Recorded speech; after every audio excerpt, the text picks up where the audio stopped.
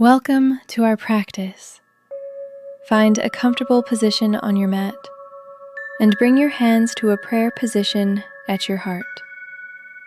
Close your eyes and take a deep breath in through your nose and a slow, intentional exhale out. We'll start by setting a simple intention for our time on the mat.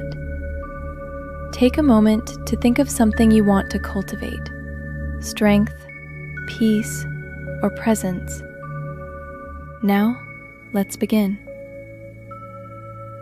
Gently come to a seated position and find your way into boat pose or navasana.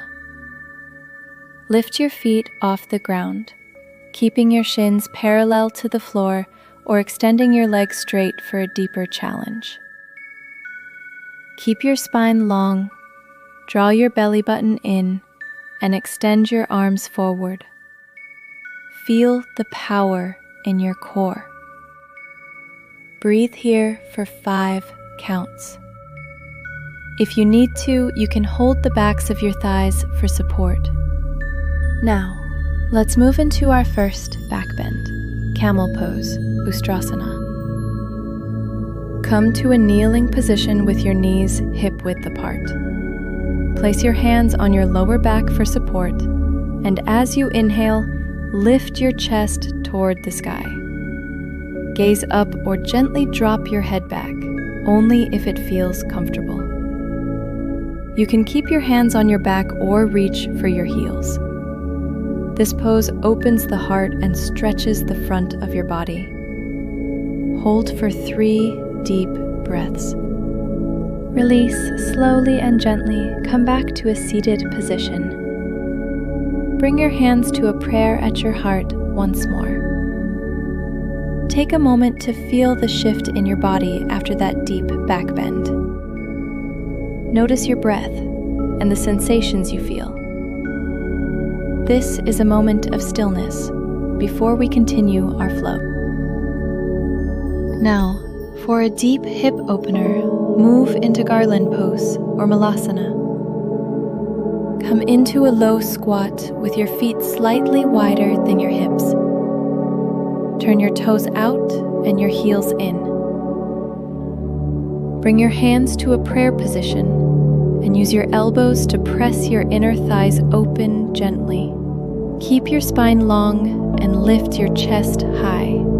If your heels don't touch the ground, you can place a rolled up blanket or towel underneath them for support. Transitioning to a deeper stretch, let's try lizard pose, Uttanapristhasana. From a low lunge, bring your hands to the inside of your front foot.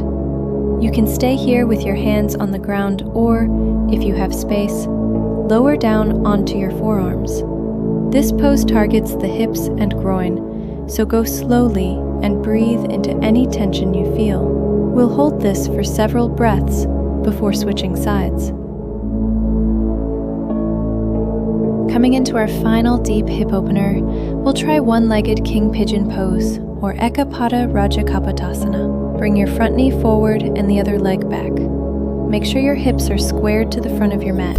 You can stay upright, or if it feels good, walk your hands back and gently lift your chest for a back bend.